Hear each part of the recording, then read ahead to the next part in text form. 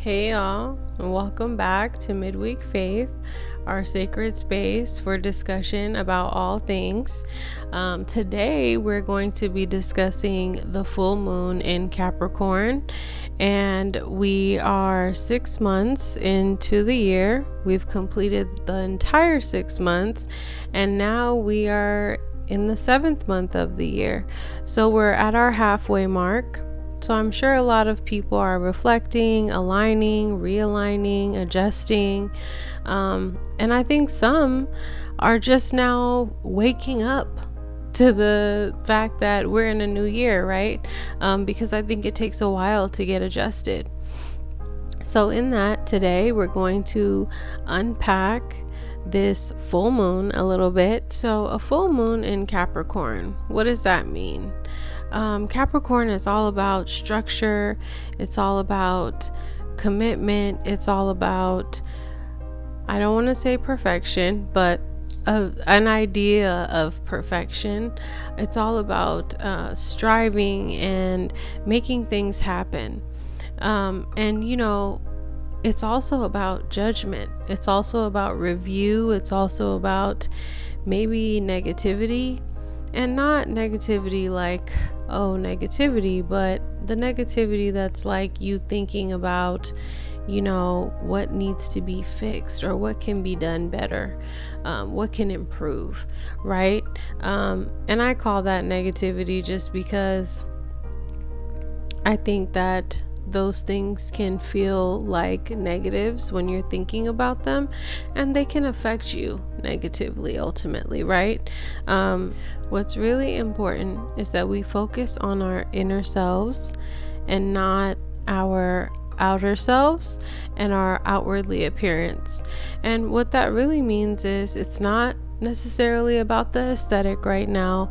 It's not about how things look. It's really about how things feel and how they resonate. And at the end of the day, if we approach everything that way, then things will be perfect. Now, in addition to the full moon being in the sign of Capricorn, what does that mean, and what are we really saying? So me personally, I feel like as we are getting closer to the full moon, I've been feeling my emotions more. I've been really in touch with the aspects of how I deeply feel and the layers. And I've also been able to articulate them and express them to the people closest to me in expression, right? And I think that that's a great thing, especially for me. And I hope that you are finding yourself in the same position. In addition to this, we're going to talk about the moon and maybe even get into the elements and do a little reading action. But in addition to that, I wanted to mention that nothing is impossible and nothing is possible without God. And if you're finding that you're feeling alone, you're feeling tempted, you're feeling sad, or you're feeling like you need something, I just want to remind you to take refuge in God. No matter how you religiously align, what I'm really asking you to do is build that relationship. I'm not asking you to go to church. I'm not asking you to open a Bible or the Quran or the Bhagavad Gita. I'm just asking for you to build that relationship. And how that starts is just by saying, hey God, how are you? How am I? What's going on? And I feel like if we can start there, that will give us the support that we ultimately need. At the end of the day, I feel like that's how I try to approach everything. And because I know I don't get too transparent, I just want to say that because that's a tool that's always in my toolbox. And it's something that has been, I want to say, handed down to me. And my faith is strong. And I pray that you develop your faith and that you have faith that is strong as well. I think it's really, really important. It's really important to not just pray when you need something, but to pray to develop the relationship that's waiting for you. And that can look however you like. It can look like whatever resonates with you. In addition to all this, what are we suggesting? So we're suggesting for you to spend time organizing your life, not just your home. It is the month of Cancer, so you do want to pay attention to your home and spend the time at the homestead, but you also want to be taking this opportunity as a full moon in Capricorn to organize your life, to organize your inner self and organize your thoughts. Your thoughts need to be organized. The organization of your thoughts are going to help you in a multitude of ways. And what this is going to help you do is ease your anxiety, bring some peace to your life, and also help you prioritize what your needs are and what needs to get done first. This is a little hack 101 for you in really thinking deeply about what's going on, what's working, what's not working, and reevaluating the whole thing so that you can ultimately be your best self.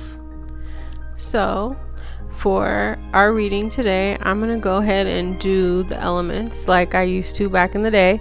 I'm going to pick one card and elaborate more intuitively. Okay, so first let's start with our earth signs. So for our earth signs, we're going to have Capricorn, Taurus, and Virgo.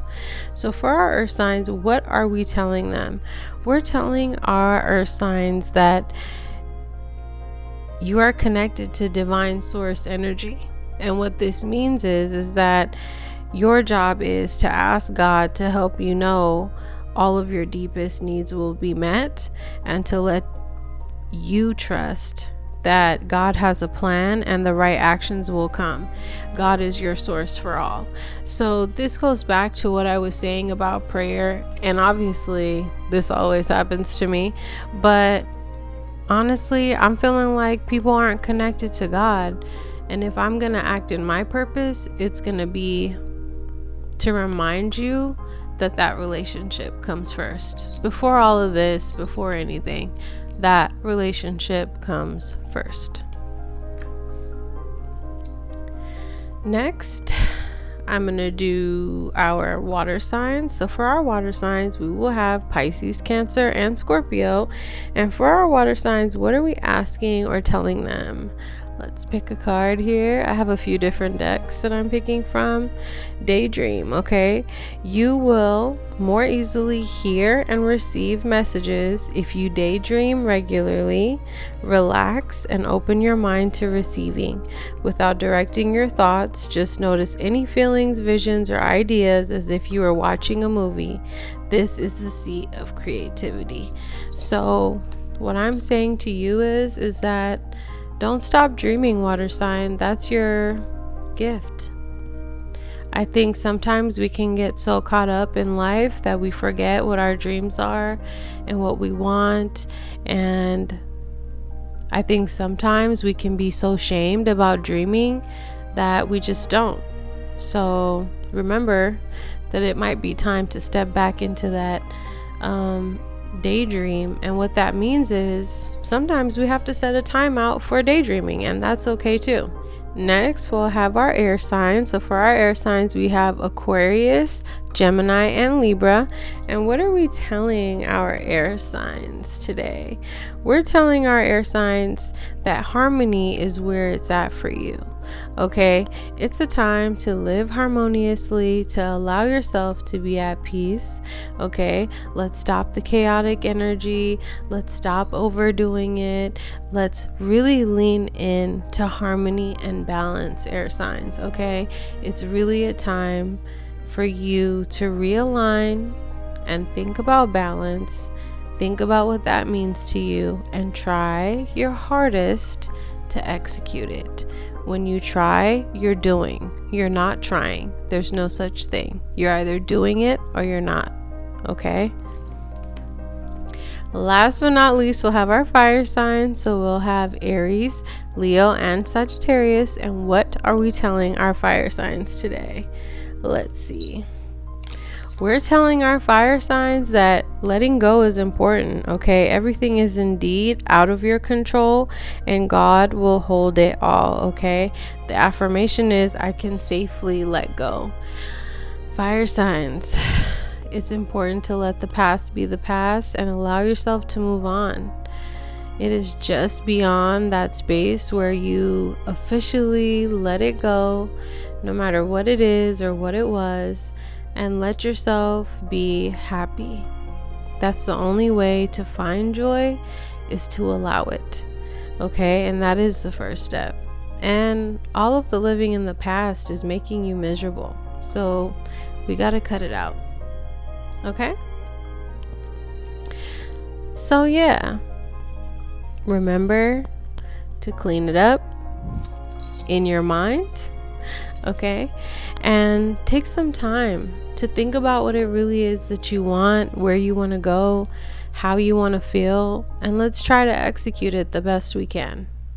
I love you so, so much. Mwah. Bye.